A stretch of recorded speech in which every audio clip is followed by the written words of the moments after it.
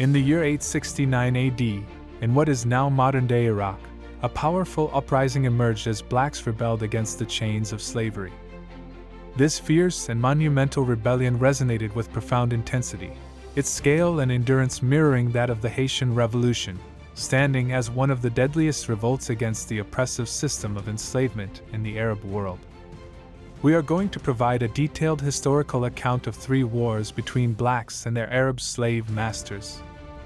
The term Zanj, used by Arabs to refer to enslaved blacks in Iraq, denoted their East African origins. The Arabs are believed to have captured thousands from regions such as Sudan, Ethiopia, and the islands of today's Tanzania. While the slave populace also included white Semitic individuals and Europeans, it was the Africans who faced the most grueling conditions. They were conscripted by the tens of thousands into draining swampy and saline marshlands, tasked with removing massive quantities of soil to plant crops deeper. Their suffering mirrored the brutalities of labor camps in America. The Zanj were subjected to frequent beatings and whippings, their meager sustenance reduced to just a few morsels of semolina and dates. The marshy environment where they toiled was rife with malaria, leading to numerous deaths among them. As has often been the case in slave-based societies, derogatory stereotypes were perpetuated to ease the conscience of the oppressors. In addition to being marginalized for their non-Muslim status, prejudiced narratives emerged about the Zanj, such as this famous stereotypical statement: "When hungry, a Zanj steals; when satiated, he commits atrocities." Oppressed by such unbearable conditions, the Zanj rebelled. Wielding simple tools like clubs and hoes as weapons, the African enslaved people launched raids.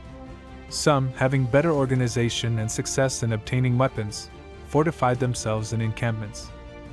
The Zanj managed to capture and pillage several cities in southern Iraq before the Arab forces suppressed them. Many met their end through beheading.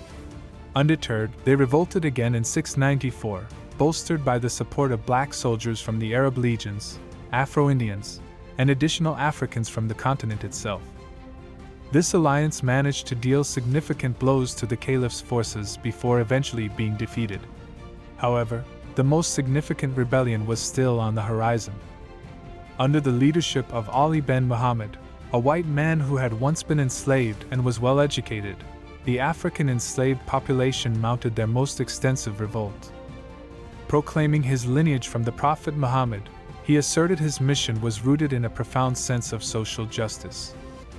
With Ali ben Muhammad at the helm, the Zanj unleashed their pent-up rage. They seized and ransacked city after city, showing no mercy, and wiping out entire communities, including women and children. The Zanj forces decimated the army of General Abu Mansur sent against them, and subsequently defeated General Abu Hilal's forces.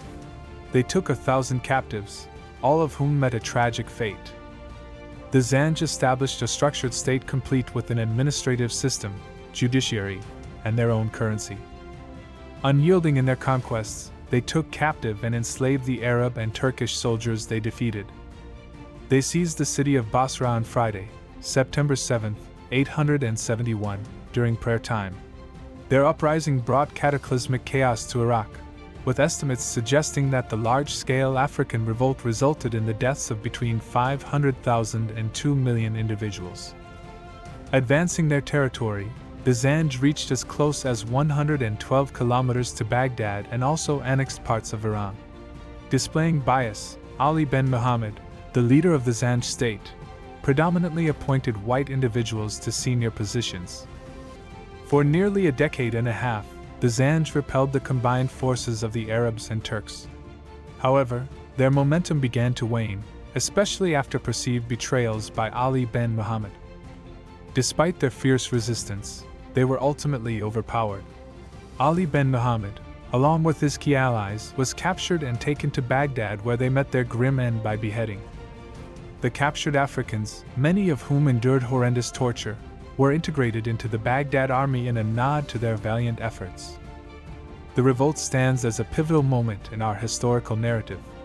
Spanning 14 to 15 years, with a death toll ranging from 500,000 to 2 million, yet culminating in an unfavorable resolution, this upheaval can be likened to the 13-year-long Haitian Revolution, which, despite a similar casualty count, ended in a positive outcome at the time. This insurrection should be recognized as a defining moment of resistance during a period that can be termed the Black Apocalypse. Undoubtedly, it's a significant chapter that deserves its rightful place of prominence in African history. Subscribe in order to be notified of future videos. Thanks for watching.